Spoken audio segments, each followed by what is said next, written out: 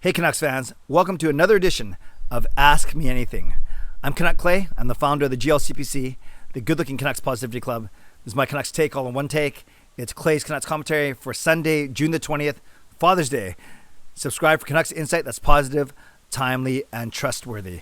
Yes, it's indeed Father's Day, the start of the Clay Triduum, the 3 days in a row that to me are the best 3 days of the entire year. Father's Day today, the first day of summer tomorrow, although some would say it's today. It doesn't matter.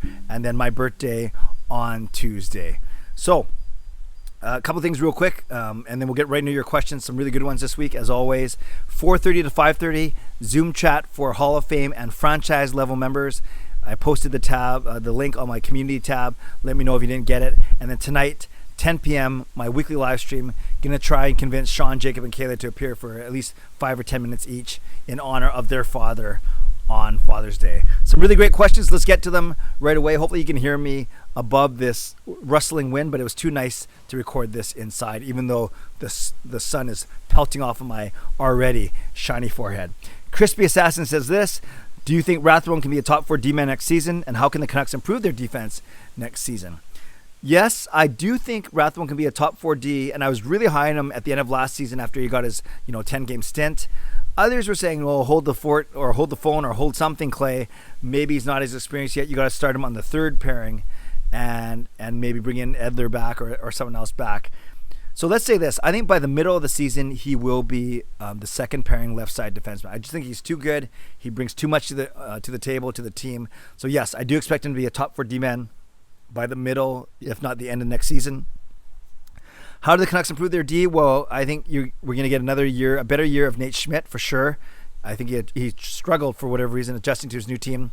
Quinn Hughes had an off year. I think we're going to have a better year from him. So even if you bring Hamonic and Edler back, your only change really is Rathbone coming in for Ben this year compared to last year, and overall maturity improvement. So short of bringing in new personnel, you just hope that another year of experience will do the Canucks better, playing against different teams, maybe matching up better against some of the California teams, for instance, in the Pacific Division. So I do think that the Canucks D will be better, but I don't think we should. I don't think we should rely on new personnel on the ice.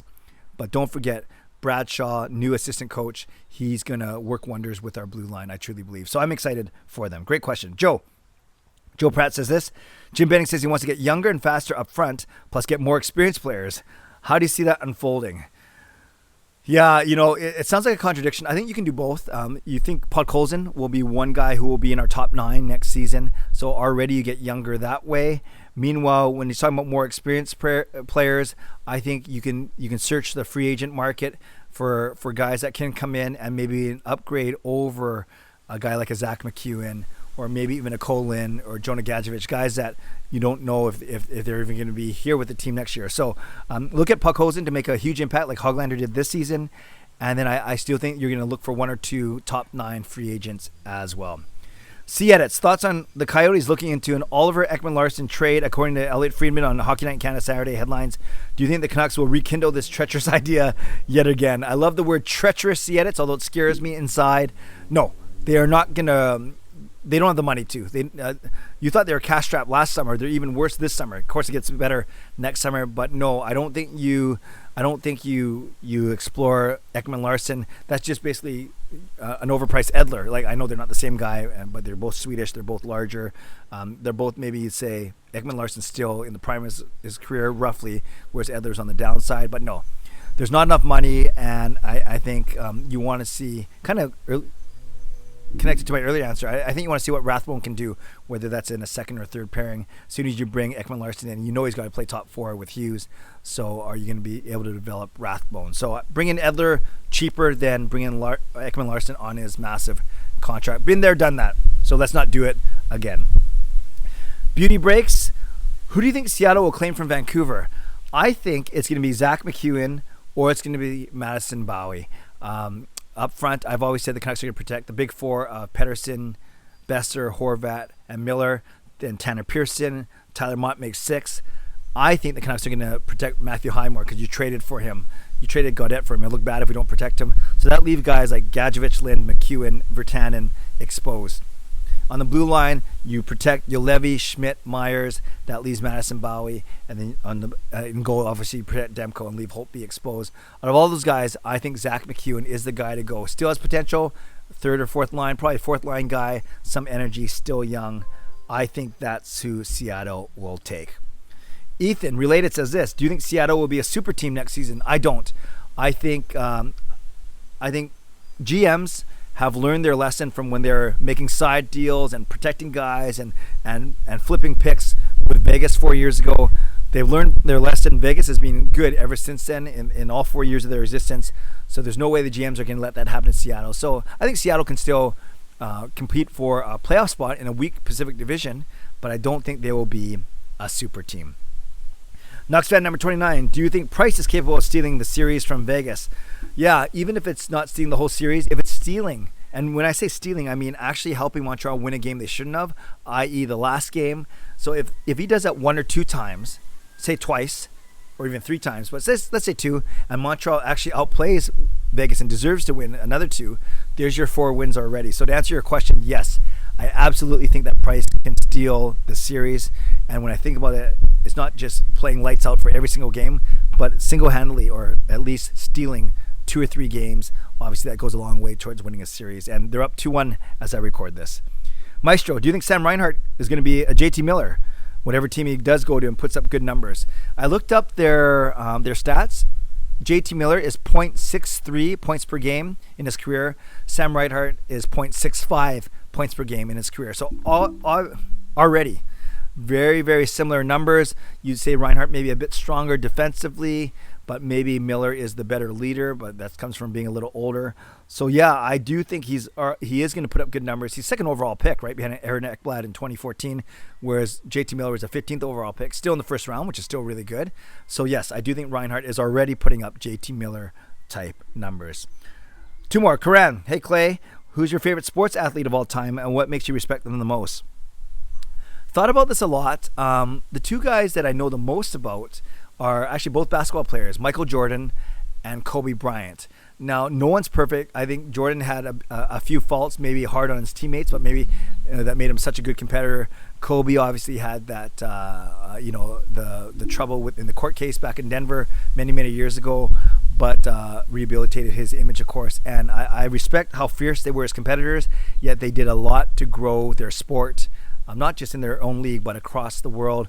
Kobe Bryant, the late great Kobe Bryant, also a practicing Catholic at the time of his passing. So, those are 2 guys that I really do respect and look up to.